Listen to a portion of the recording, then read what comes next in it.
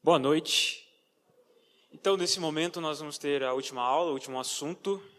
E o assunto que a gente vai falar é sobre a perseverança dos santos. Então, na ordem dos pontos, esse de fato é o último ponto, porque tem a ver, basicamente, com a consumação da obra da salvação para o ser humano. Então, em primeiro lugar, nós precisamos entender o significado daquilo que nós estamos falando com perseverança dos santos. Quando nós falamos sobre a perseverança dos santos, nós estamos falando que aqueles que foram eleitos por Deus e aqueles pelos quais Cristo morreu, essas pessoas serão mantidas seguras pelo próprio Deus até a vida eterna. E desfrutarão de uma vida eterna com Deus. Desfrutarão dos novos céus e nova terra. Então é isso que nós estamos afirmando com base nessa aula. De que Deus ele vai sustentar essas pessoas e que a obra da salvação é uma obra completamente de Deus. Isso significa que o início, meio e fim é garantido por causa daquilo que Deus fez. É isso que nós entendemos sobre a obra da salvação. E o debate dentro disso é se uma pessoa que de fato creu, uma pessoa que de fato depositou a fé em Cristo Jesus, que demonstrou frutos de arrependimento, essa pessoa pode perder a salvação? Esse é o debate dentro desse assunto. E, inclusive, eu tenho que começar falando que não necessariamente a visão de que uma pessoa pode perder a salvação, que no caso de uma pessoa que de fato creu pode perder a salvação, é algo defendido completamente pelos arminianos. Ou seja, os arminianos não defendem totalmente essa ideia de que uma pessoa pode perder a salvação. E eu vou entrar nesse ponto daqui a pouco. Então, fazendo em primeiro lugar um percurso histórico sobre a visão, sobre a perseverança, começando pelos pais da igreja. Quando você vai olhar os pais da igreja, os escritos dos pais da igreja, como eu falei na aula anterior, havia uma percepção, um olhar muito para o comportamento humano, para a resposta do ser humano à lei. Isso fazia com que a visão dos pais da igreja fosse uma visão em que havia espaço para uma pessoa abandonar a fé, que nós chamamos de apostasia. Então, eles tinham sim a ideia de que mesmo que uma pessoa que de fato creu no evangelho, essa pessoa poderia abandonar a fé e, consequentemente, não ser salva, perder a sua salvação. Então nós temos que ser sinceros para falar sobre a visão dos pais da igreja ali da patrística, que a visão era essa. Com Pelágio, é claro, como nós vimos anteriormente, era alguém que dava muita ênfase no livre-arbítrio e na capacidade humana, e ele com certeza defendeu exatamente isso. Pelágio, pelo fato e o foco que ele dava ao comportamento humano, que a salvação tinha a ver com a obra do ser humano, que não herdou o pecado de Adão, consequentemente, esse ser humano que conquistava a sua salvação pelo seu comportamento, poderia também perder a salvação por causa do seu comportamento, pelo uso do seu livre-arbítrio. Então, Pelágio também defendeu e apoiou a ideia de que uma pessoa que de fato creu no evangelho poderia abandonar a fé e, assim, não ser mais salvo. Mas foi com Agostinho que nós vemos a doutrina da perseverança ter a sua sistematização e fundação, que é que o próprio Agostinho escreveu um livro falando sobre isso, que ele chamava o dom da perseverança. Agostinho acreditava que Deus, quando salva o ser humano, dá um dom que é dele, para que a pessoa possa perseverar até o fim. E isso significa que aqueles pelos quais Cristo morreu, vão perseverar até o fim e vão chegar até a vida eterna. Deus garante isso por causa da sua obra, chamado o dom da perseverança. Foi aí que nós vemos, então, a fundação dessa perspectiva de que, uma vez que uma pessoa é salva pela obra de Cristo Jesus, essa pessoa permanecerá nesse estado de salvação até a vida eterna, para gozar de alegria com Cristo. Então, essa percepção vem com Agostinho. Posteriormente, nós tivemos o semi-pelagianismo, que é uma visão que tentava unir Agostinho com Pelágio, e com isso acabava abrindo as portas para a ideia também de uma cooperação humana, de uma salvação que também era garantida através do comportamento humano e da resposta do ser humano à graça. Dessa maneira, o semipelagianismo, que era defendido pela Igreja Católica, principalmente na escolástica, acabava que também abria a porta para uma pessoa que de fato creu no Evangelho, recebeu a graça, também pudesse perder a sua salvação.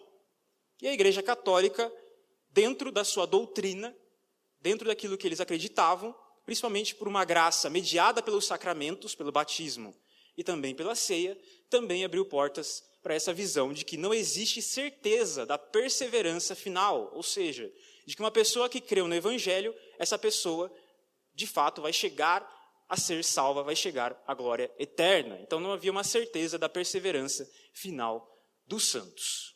Então nós vemos aí todo um desenvolvimento da doutrina na história. Então, de todas as doutrinas, essa é aquela em qual, se você olhar o percurso histórico, há muito mais uma visão contra ela do que apoiando ela relacionado às Escrituras. Então, entrando no desenvolvimento, agora diretamente com os escritos de Armínio, Armínio, nos seus escritos, e você pode ler aí que está no esboço, ele diz assim, eu quero ler para que fique claro: embora eu aqui, de forma aberta e ingênua, afirme que nunca ensinei que um verdadeiro crente pode tanto cair totalmente, distanciando-se da fé e perecer, não vou esconder que há passagens nas Escrituras que pareçam usar esse aspecto, e, segundo o meu entendimento, há respostas para elas que me fora permitido ver, que não são tão boas a ponto de aprová-las em todos os pontos. Por outro lado, certas passagens são produzidas para a doutrina contrária, a perseverança incondicional, que são dignas de muita consideração. O que isso significa? Significa que Armínio não fechou esse ponto. Ele deixou em aberto sobre a questão da perseverança dos santos. Ele não afirmou que uma pessoa pode perder a salvação, e ele mesmo diz isso. Embora eu aqui, de forma aberta e ingênua, afirme que nunca ensinei que um verdadeiro crente pode tanto cair totalmente distanciando da fé. Então ele mesmo afirma, eu nunca ensinei isso. Eu nunca ensinei isso para as pessoas. Logo, como conclusão dessa fala, ele também não fecha, não fala. Ele fala que nas Escrituras existem certas passagens que mostram uma coisa, e existem outras passagens que mostram o outro lado. Ele não fechou a questão sobre a perseverança dos santos. E os remonstrantes escreveram sobre isso e falaram sobre a perseverança condicional. Ou seja, a perseverança, que é o artigo 5º dos artigos que eles colocaram no Sínodo de Dort, fala sobre a perseverança condicional. Isso significa que a perseverança, ou seja, o ser humano chegar à vida eterna, tem a ver com uma condição. Qual condição? Que a pessoa vai responder à graça de Deus e vai permanecer correspondendo a essa graça, que nós vimos que é a graça preveniente. Nós vimos que é uma graça assistencial, mas o ser humano precisa e tem uma cooperação nessa obra da salvação, de forma que, ainda que essa cooperação seja mínima, como a gente viu anteriormente, e Armínio afirmava isso, ele dava mais destaque para a glória da graça do que pela cooperação humana, ainda que fosse mínima, essa mínima contribuição era muito importante. Ou seja, se o ser humano deixasse de corresponder à graça, ele poderia voltar a um estado de depravação. E isso que os remonstrantes falaram aí nesse artigo sobre a perseverança condicional. Então a perseverança era condicional ao ser humano corresponder à graça preveniente e à graça assistencial. Então nós vemos que os remonstrantes, eles foram num caminho diferente do caminho do próprio Armínio. Afirmaram ou fecharam um ponto que o próprio Armínio não fechou. E Roger Olson é honesto a falar sobre isso. No livro, então, sobre o arminianismo, mitos e realidades, ele fala isso. Os remonstrantes negavam a segurança incondicional dos crentes, ou que é teologicamente chamado de graça inamissível, graça da qual alguém não pode cair. Ambos incluem perseverança voluntária, com o auxílio da graça, entre as condições para a eleição. Muitos arminianos, talvez a maioria, seguiram os remonstrantes nessa questão. Todavia, o próprio Armínio jamais chegou a um consenso nessa questão. Sua declaração mais contundente acerca dela foi que eu, de pronto, não ousaria dizer que a fé verdadeira e salvífica pode, por fim, e totalmente apostatar. Então, Roger Olson foi honesto nesse ponto, para falar que Armínio não fechou essa questão. E os remonstrantes, eles foram num caminho contrário a isso. Eles fecharam esse ponto, afirmando que sim, uma pessoa pode perder a salvação. E uma coisa que eu quero falar importante sobre isso é que existem vários teólogos arminianos que falam sobre a possibilidade de um ser humano, de uma pessoa, perder a salvação. Só que o que acontece é que existem teólogos sérios que falam sobre isso.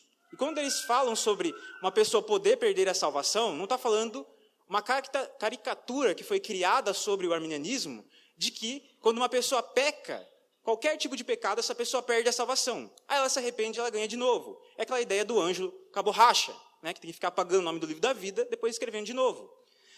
Entendeu? Isso não é isso que os teólogos arminianos pensam. Eles pensam que uma pessoa ela pode entrar num estado de entrega ao pecado tão grande que abandona a fé e, por isso, perde a salvação. E não é simplesmente porque a pessoa estava lá vivendo a vida cristã e um dia falou assim, não, hoje eu vou conhecer a balada, que eu nunca conheci. Aí a pessoa vai conhecer a balada, morre, aí acabou, né? Tem mais o que fazer. Então, já era.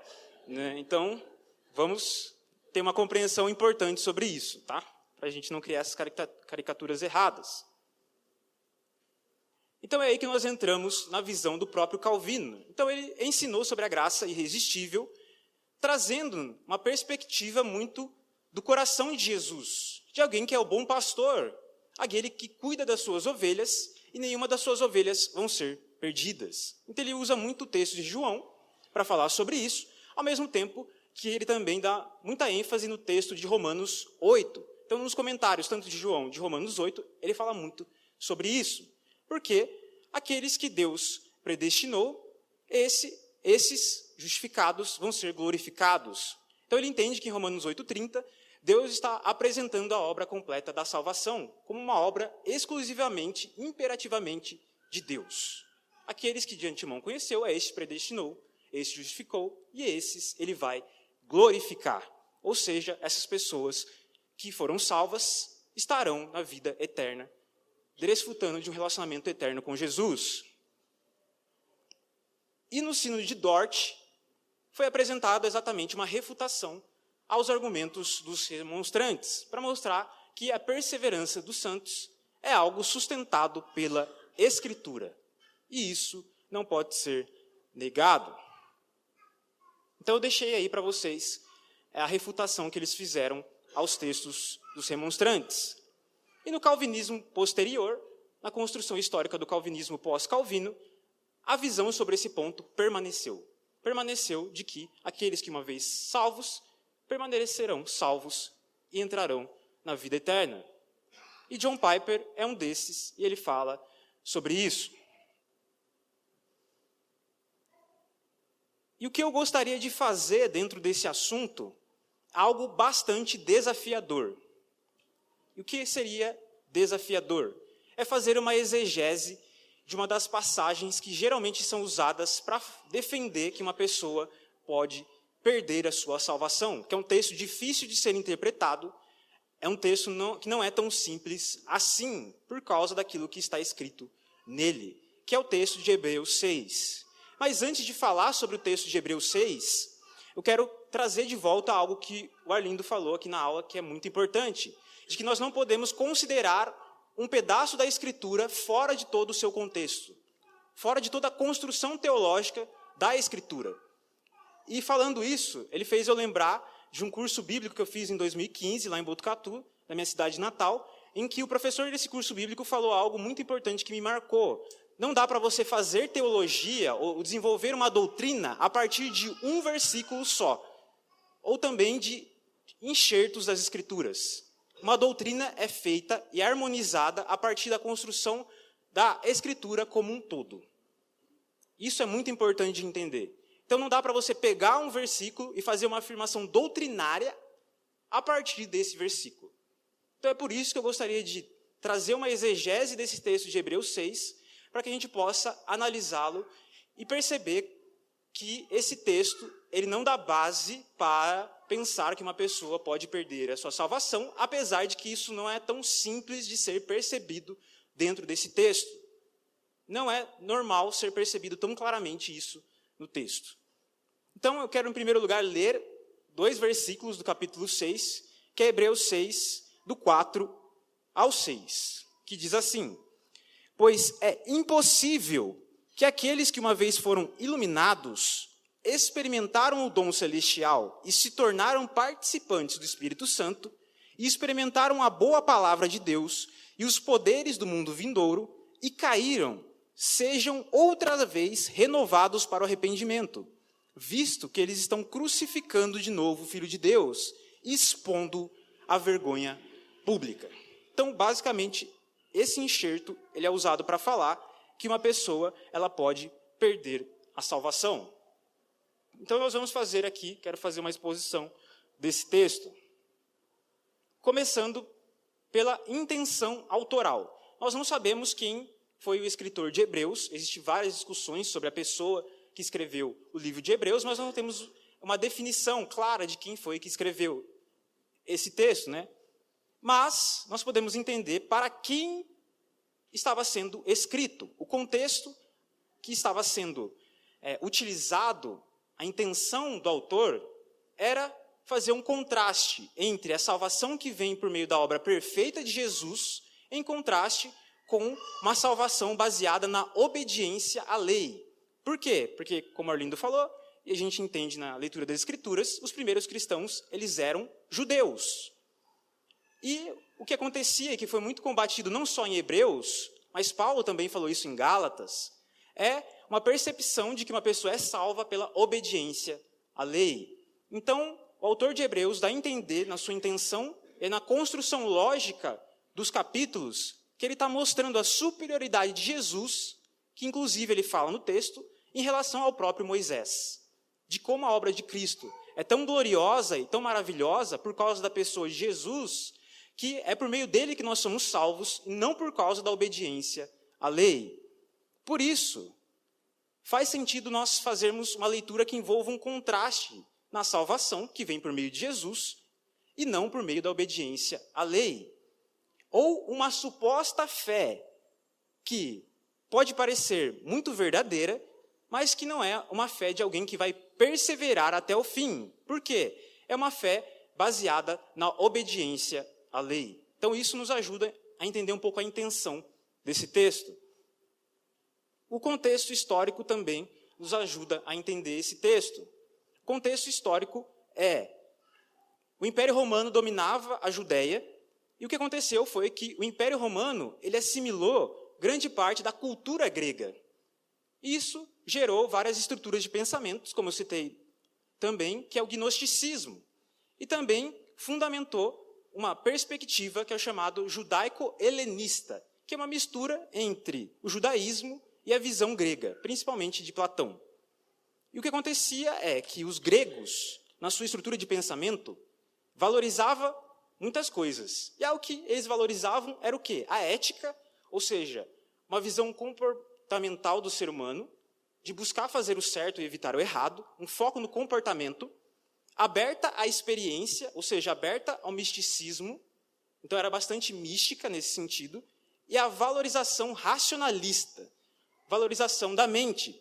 Porque, como a gente viu, Platão tinha uma visão negativa do corpo, e esses que eram influenciados por Platão também tinham uma visão negativa do corpo, e valorizavam muito o conhecimento racional. E isso corrobora com as exortações que são feitas nesse livro, para o foco na obediência à lei, como valorização do comportamento humano, uma valorização experiencial, ou seja, uma valorização da experiência, principalmente mística, e também uma valorização do conhecimento intelectual, que poderiam ser vistas como evidências externas de uma conversão. Ou seja, uma pessoa que tivesse um bom comportamento, uma pessoa que tivesse experiências com o Espírito Santo e tivesse um bom conhecimento intelectual, eram vistas como pessoas convertidas. Ou seja, uma visão de que o externo evidencia uma conversão interna. E por isso havia um contraste que o autor de Hebreus estava buscando fazer aqui, mostrar de como que uma pessoa era salva. Ela não era salva pela obediência à lei, ou ela não era salva por causa que ela tinha experiências místicas e também porque ela tinha um conhecimento intelectual, simplesmente. Não era isso pelo qual uma pessoa era salva, e nem era isso que evidenciava a salvação de uma pessoa. O contexto literário também nos apoia nessa percepção. As epístolas, nós entendemos que Hebreus é uma epístola, uma carta, são narrativas e se assemelha em relação a todas as outras. Mas é importante nós vermos a maneira como nós devemos interpretar as epístolas, as cartas. E os autores do livro Entendes o que Lês nos dá uma boa direção. Você deve interpretar por parágrafos, entendendo que os parágrafos sempre fazem parte de um argumento principal. Logo, o que a gente pode concluir com isso? Que o autor está exortando a perseverança com base na esperança que vem da promessa de Deus. Ou seja, a glória eterna, que para o autor era uma certeza em relação às quais ele estava escrevendo. Dessa maneira, pensamos em parágrafos.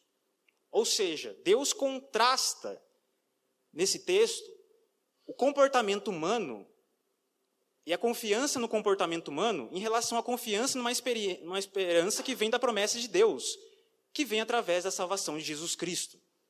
De que o ser humano deve confiar em Deus e não no seu próprio comportamento. E pensar em parágrafos também nos ajuda a entender, se nós voltarmos para os versos mais difíceis, 4 a 6. Eles só fazem sentido, esses versos que nós lemos, dentro do argumento todo.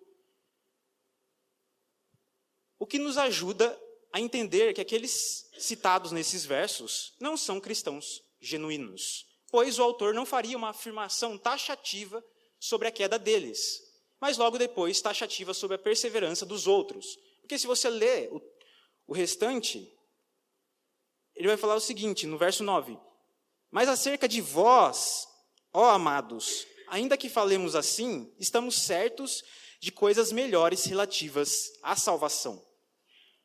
Ou seja, não faria sentido ele contrastar a perseverança baseada na confiança na obra de Jesus, na esperança da glória eterna, e depois falar que uma pessoa pode cair e perder a sua salvação, sendo que logo depois ele afirma para aquelas pessoas que ele estava escrevendo que essas pessoas são pessoas salvas. São pessoas a qual essa promessa é garantida. Ele está virando para aquele público e falando, viu, vocês são esses que são salvos. Vocês não são esses que abandonam. Vocês não são esses que deixam de lado aqueles que experimentam os dons e são iluminados. E isso apoia a interpretação de que, nesse texto, essas afirmações do verso 4 ao verso 6 não está falando de verdadeiros cristãos, pessoas que de fato tiveram uma fé genuína. E temos também o contexto da passagem. E para a gente entender o contexto da passagem, nós precisamos voltar desde o início do livro. O autor começa falando da glória e divindade de Jesus, da obra da salvação, sua superioridade em relação a Moisés e sua superioridade como sumo sacerdote. Essas falas são acompanhadas de algumas exortações. Então, sempre quando o autor fala de algum aspecto da glória de Jesus e da salvação, ele faz algumas exortações em relação às pessoas. E eu quero destacar do capítulo 3, verso 14, que amplia a nossa visão sobre perseverança. Olha o que está escrito. Porque temos nos tornado participantes de Cristo, se mantivermos a nossa confiança inicial firme até o fim. O que isso significa? Que ele está afirmando sobre ele, sobre as pessoas que ele está escrevendo, que nós nos temos tornado participantes de Cristo. Mas, se mantivermos a nossa confiança inicial firme até o fim. O que isso significa? Apresentando a concepção de perseverança. A perseverança tem a ver com uma pessoa que vai, o quê? Perseverar até o fim, uma pessoa que vai continuar firme na fé até o fim. Mas nós não podemos deduzir o contrário. Não pode ser deduzido dessa passagem, dessa afirmação, que é, se alguém mantém a confiança até o fim, então será salvo. Isso nós não podemos deduzir dessa afirmação. Isso nós chamamos de implicação lógica. O que é uma implicação lógica? É a relação entre duas afirmações. Uma afirmação que nós chamamos antecedente e outra que se chama consequente. Se o antecedente for verdadeiro, o consequente necessariamente é verdadeiro, e não o contrário. Ou seja, se está escrito aqui que eles são participantes de Cristo, logo, se são participantes de Cristo, vão manter a fé até o fim. Então, isso é implicação lógica. Antecedente verdadeiro, consequente também verdadeiro. Só que se a gente for olhar isso, essa ampliação da visão de perseverança, de que se uma pessoa de fato for salva, ela vai permanecer fiel até o fim, isso contrasta com a própria afirmação que o autor de Hebreus faz no verso 4 a 6.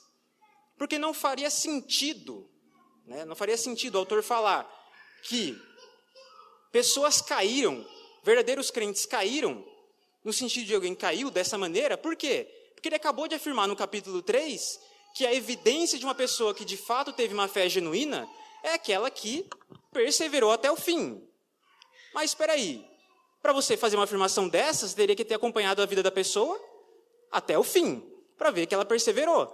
E como que ele vira para umas pessoas e fala assim, esses aqui, caíram, eles abandonaram a fé. Logo, não faz sentido. Não faz sentido. Então, essas pessoas não eram convertidas, de fato. Não eram cristãos, de fato. Porque o que evidencia é que uma pessoa vai permanecer fiel até o fim. É uma evidência de que uma pessoa, de fato, creu no Evangelho. Então, isso contrasta e nos ajuda a entender melhor essa passagem.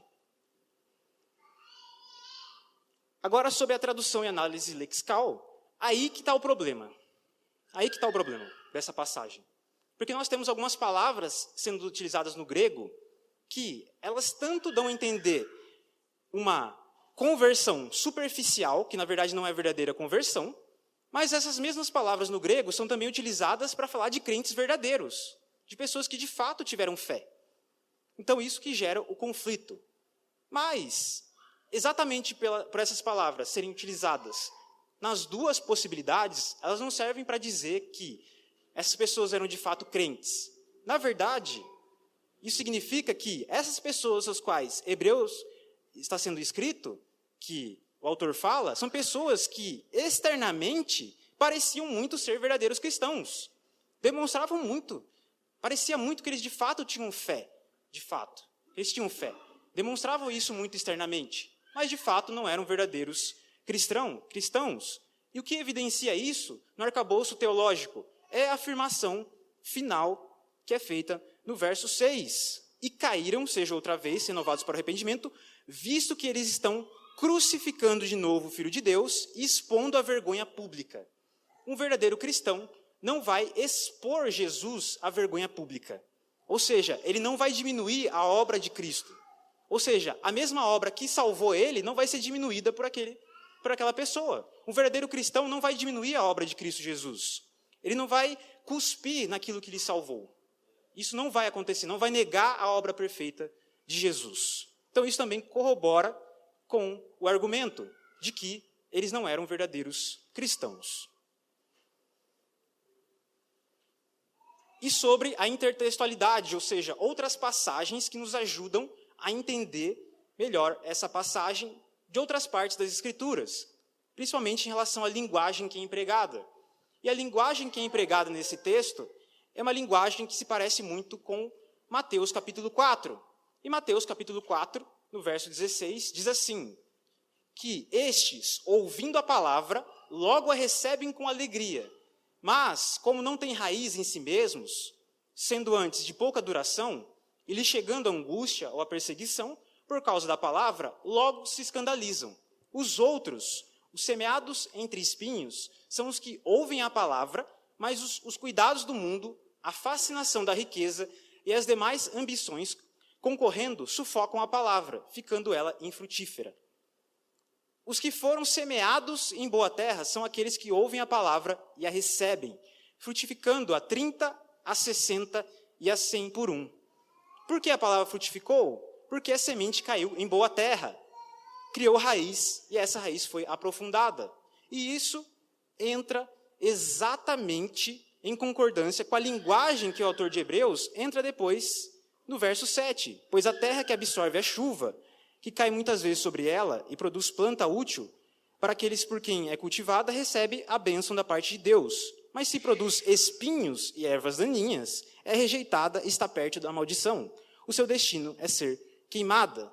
Ou seja, é a mesma linguagem empregada nesse texto, em que nós estamos falando de Mateus 4. Ou seja, esse texto de Mateus 4, essa mesma linguagem, colabora para afirmar que não eram verdadeiros cristãos. Porque a semente não caiu em boa terra. Por isso, não duram, porque não têm a verdadeira regeneração. Então, diante dessa passagem difícil, que é uma passagem difícil, se nós tivermos um olhar mais geral e mais completo das Escrituras e uma análise mais profunda, nós temos ainda boas razões para acreditar que a perseverança dos santos é real e que somos sustentados por Deus até o fim. E diante disso, o que nós precisamos concluir? Precisamos esclarecer sempre o que a gente quer dizer com a perseverança dos santos. Não significa que uma pessoa pode viver uma vida entregue ao pecado até a morte e mesmo assim será salvo, pois um verdadeiro cristão não vive dessa maneira. Não é isso que nós estamos falando de perseverança dos santos. Algumas pessoas, quando vão falar sobre a doutrina da perseverança dos santos, falam assim, uma vez salvo, salvo para sempre. Mas existe uma ideia implícita nessa afirmação. Qual é a ideia implícita nessa afirmação? Quando a gente fala que uma pessoa ela vai perseverar até o fim, que Deus vai sustentar essa pessoa até o fim, existe uma ideia de que nós estamos querendo dizer que essa pessoa pode viver uma vida de pecado, que do mesmo jeito ela vai chegar até a vida eterna. Mas não é isso que se quer dizer com a perseverança dos santos. Não é isso que quer dizer. Um verdadeiro cristão não vai viver uma vida de pecado até a morte. E também não significa que uma pessoa nunca mais vai pecar, ter lutas contra o pecado, ter incredulidade, e nem mesmo ser uma pessoa que pode simplesmente, que alguns comumente chamam de desviar, ou seja, uma pessoa que tenta se jogar no pecado, uma pessoa que vai se jogar no pecado. Mesmo essas pessoas que às vezes podem se jogar no pecado, vai acontecer um negócio. Que negócio? Deus vai incomodar essas pessoas. Porque Deus disciplina quem Ele ama. Então essas pessoas vão ser incomodadas por Deus e Ele vai resgatar essas pessoas que entraram nesse período momentâneo de escuridão. Isso que vai acontecer. Mesmo que a pessoa possa chegar a isso acontecer, essa pessoa vai retornar para Cristo se de fato pertencia a Ele. Isso que vai acontecer. Então o que a gente quer dizer com a perseverança dos santos? Que o Deus que começou a boa obra em nós, Ele vai completá-la. Aquele que nos predestinou, justificou, nos glorificará. Assim como ninguém pode nos arrebatar da mão de Cristo. Nenhuma gota do sangue de Cristo foi derramada em vão. Aqueles por quem Cristo morreu, de fato, vão chegar à vida eterna. E essa é a nossa esperança, de que nós vamos entrar no descanso do Senhor e desfrutar de um relacionamento eterno com Ele, porque foi para isso que nós fomos criados. E nós podemos descansar nessa verdade e termos uma realidade de viver comunhão com Deus, porque essa é a realidade sobre nós. Deus nos criou para desfrutarmos da presença dEle. E nós vamos se achegar até a presença dEle, porque Ele garantiu isso para nós. E isso não pode ser mudado. Ele vai nos sustentar até o fim. Amém?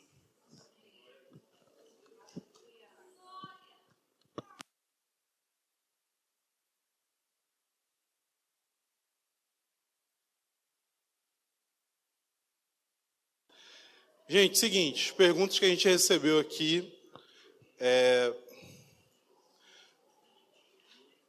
Não são tantas, mas a primeira é: como saber se uma pessoa é salva? Orando? Pedindo discernimento? Revelação? Não, gente, a gente usa o critério que Jesus ensinou a usar, que uma árvore é conhecida pelo fruto. Então, se uma pessoa apresenta fruto de arrependimento e fé, isso é sinal de que essa pessoa é salva.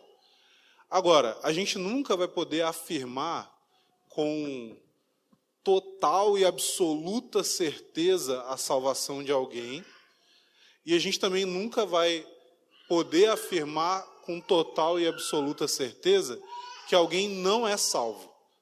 O que a gente vai poder dizer é o seguinte: olha, pelos seus frutos você parece que conhece Jesus, ou pelos seus frutos você demonstra que você não conhece ele, né? Pode ser que essa pessoa esteja numa fase de fraqueza, pode ser que essa pessoa esteja, como o André falou aqui, né, no momento em que ela está tentando buscar o pecado, e aí a questão é que, se ela realmente pertence a Jesus e ela está tentando viver uma vida de pecado, né, Deus vai enviar um anjo com a perna de 3, né, que dá no meio, assim. Então, assim, você vai saber se a pessoa é salva se ela apresenta frutos de acordo com a salvação. Aí, o próximo é: como fica a questão dos indígenas isolados ou outros povos não alcançados que nunca sequer ouviram falar de Deus, em relação à salvação pelo ponto de vista do calvinismo? Pelo ponto de vista do calvinismo, todos aqueles que não ouviram a mensagem do Evangelho não podem ser salvos. Ou melhor, a pessoa só vai se converter de fato se ela ouvir a pregação do Evangelho. Em Romanos capítulo 1, vai falar a respeito de como que Deus se revelou, né, sua grandeza, o seu poder, através da criação, e que por causa da sua revelação na criação, os homens são indesculpáveis por permanecerem nos seus pecados e suprimirem a verdade pela sua injustiça. O que Paulo está dizendo ali, de acordo com o que a gente crê e a interpretação calvinista, é que existe uma revelação de Deus na criação, e essa revelação de Deus na criação é suficiente para condenar, mas ela não é suficiente para salvar. Por isso que o mesmo Paulo, na mesma carta à igreja de Roma, vai dizer que ele vai questionar como alguém vai crer se ele não ouviu. Então, né, tem versículo que é bem conhecido, tem a música da... Como é que era aquela mulher lá? Da Fernanda Brum. Fernanda Brum. Eu já ouvi em algum lugar isso, eu sei que tem. Mas a questão é que, assim, gente, por que o calvinismo foi uma das maiores forças evangelizadoras na história do cristianismo? Por que o calvinismo gerou pessoas como os morávios, que fizeram missões numa época em que a igreja não fazia missões, que se venderam como escravos para pregar o evangelho para pessoas que estavam ali na escravidão? Por que o calvinismo gerou pessoas como William Carey, gerou pessoas como... enfim, se eu for falar aqui, se eu falar da história de missões, e talvez o missionário mais influente de toda a história foi um cara chamado David Brainerd, que era um calvinista convicto e que morreu antes dos 30 anos porque estava pregando o evangelho entre os índios na América. Por que o calvinismo gerou tantos missionários? E apesar que hoje tem essa fama de, não, calvinista não evangeliza. Uma vez, gente, eu ouvi um cara falando isso para um amigo meu, e esse amigo meu, no caso, estava liderando o evangelismo, né, que esse cara que falou para ele que os calvinistas não evangelizam, esse cara estava participando. Foi bem legal a cena. Ele mencionando casualmente, ele falou, cara, e esse negócio, esses calvinistas, né, que os caras falam que não precisa evangelizar, e o amigo meu assim. Falou, então, no caso eu sou um. Aí, né, esse menino depois virou calvinista. Mas tem a ver com aquilo que eu falei dos argumentos espantalho. Ele estava lidando com uma coisa que não era a realidade do calvinismo verdadeiro. Então, por que o calvinismo foi essa força tão grande nas missões? Porque havia uma crença de que a salvação, de fato, só ia chegar até as pessoas com a pregação do Evangelho.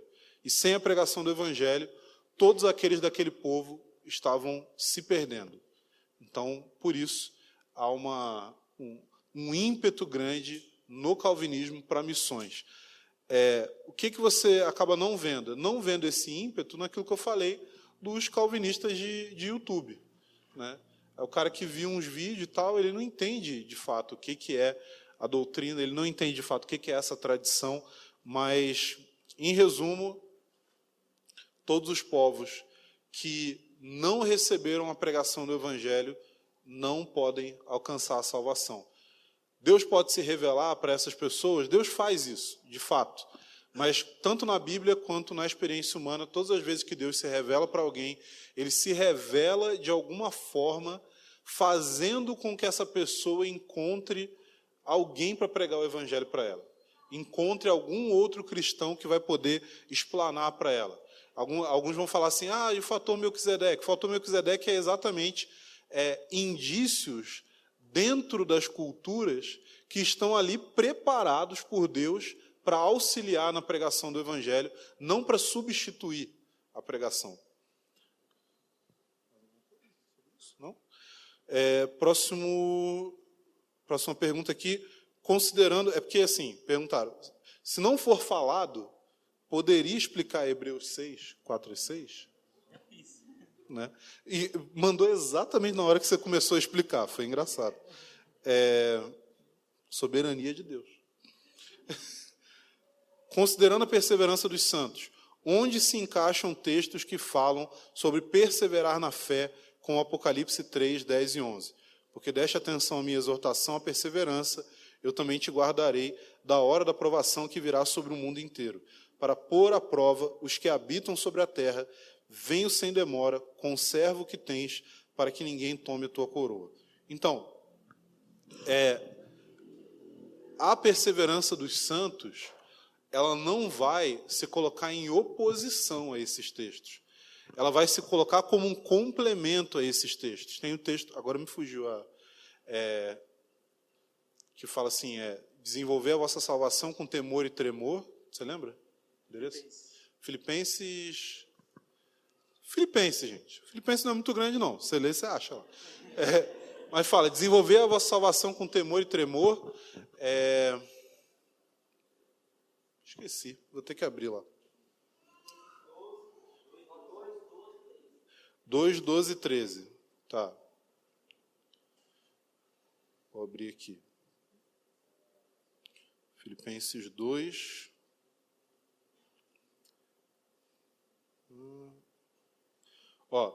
Assim, pois, amados meus, como sempre obedecestes, não só na minha presença, porém muito mais agora na minha ausência, desenvolvei a vossa salvação com temor e tremor. Percebe o que ele está falando aqui? O que vocês têm que fazer? Vocês têm que desenvolver a sua salvação. Significa amadurecer na vida cristã. Por quê? Porque Deus é quem efetua em vós tanto querer como realizar. Ele está colocando as duas coisas juntas. Você precisa ter uma atitude, ter uma proatividade em relação ao seu crescimento, ao seu amadurecimento, ao como você desenvolve aquilo que Deus concedeu a você, e você tem que ter temor, e você tem que tremer diante de Deus por conta disso. Por quê? Porque é Deus que efetua em você tanto querer como realizar. Ou seja, você deve perseverar, mas a questão é que eu gosto do exemplo que o A.W. Pink usa, quando ele fala que cada doutrina ela tem a sua ênfase e a sua aplicação. Então ele fala que se ele está diante de um grupo que tem uma ênfase muito grande sobre a soberania de Deus ali, ele vai chegar naquele grupo e ele vai enfatizar a responsabilidade humana. E vice-versa. Por quê? Porque existem momentos específicos para cada doutrina. Se um irmão, né, tá lá desencorajado, deprimido, sabe, devastado por alguma coisa muito difícil que ele está passando, você, nessa hora, você vai enfatizar com ele, cara, é Deus que sustenta você, Deus é soberano, a sua salvação não depende de você, o fato de você permanecer firme não tem a ver com a sua capacidade, tem a ver com a graça de Deus. Mas se um irmão está vivendo uma vida de pecado, está insistindo em um erro, não é isso que você vai falar para ele. Por quê? Porque não é a hora de aplicar essa doutrina. Não é a hora de falar a respeito disso. A Bíblia fala para você chorar com os que choram e se alegrar com os que se alegram. Então, a aplicação dessas doutrinas é semelhante a essa recomendação. Falar a respeito do como que Deus é soberano sobre a nossa salvação com alguém que está vivendo em pecado é você se alegrar com os que choram ou chorar com aqueles que se alegram. É você aplicar um negócio no momento que não cabe aquilo ali. Porque a pessoa precisa entender esse outro lado, né? E ainda que exista um mistério que cerca essa questão da soberania e da responsabilidade, de qualquer jeito a gente precisa crer. A gente precisa caminhar em cima daquilo que tem na palavra. Então, como que a gente vai conciliar esses versículos com a ideia da perseverança dos santos? É que a gente deve atentar para as exortações bíblicas de arrependimento, perseverança, porque a graça de Deus, ela não é, a gente estava falando isso mais cedo, conversando aqui, a graça de Deus ela não se opõe ao nosso esforço. Tem gente que fica falando assim, toma cuidado, hein, que isso aí é esforço humano. Assim, qual é o outro esforço que você consegue fazer? Extraterrestre? Qual o esforço que eu vou ter para fazer é humano, né?